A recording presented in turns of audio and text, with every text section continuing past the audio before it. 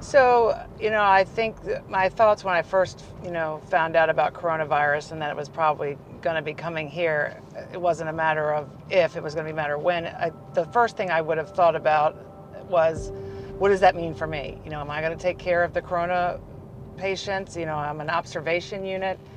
But as an observation unit, we were set up nicely for that, because our particular unit, the way you can see the patients, it's actually set up more like a mini ICU. So I actually had 4 years of going back. It took me 4 years to get my nursing degree. So I've only been a nurse now for 5-6 years. 2014 was when I graduated from University of Texas at Arlington. We were living in Fort Worth at the time.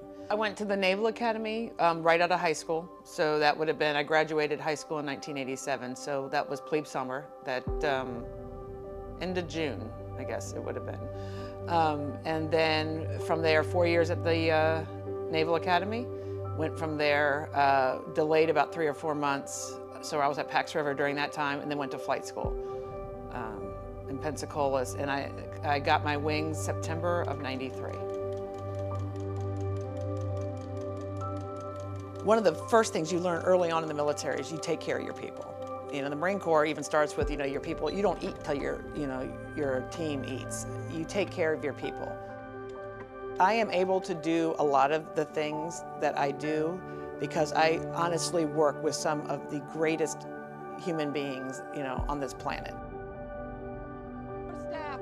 When I look at my group, I also try to help them get through this on their own a little bit and use their own and develop their own leadership style and their own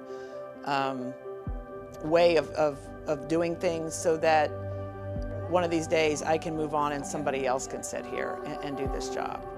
Everybody should be so lucky to have somebody in their life that gives them kind of the courage and the confidence to do what they think is right in their head, but gives them that little push, if that makes sense. And Mark's kind of been my push.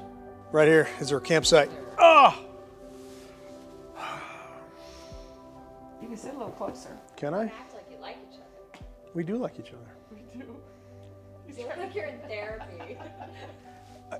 So I don't think the word pride really can describe how I feel about her and her performance and what she's doing. I mean, the fact that she goes to work and leads a team in a very high-stress environment and does it well doesn't surprise me in the least, because of the background that she has and also because of the person that she is. I think when you take the kind of person she is and mix that with the fact that she's been very well trained and she has a unique background in naval aviation, now you've got a recipe for success in a very high-stress environment that is today's healthcare environment in the pandemic.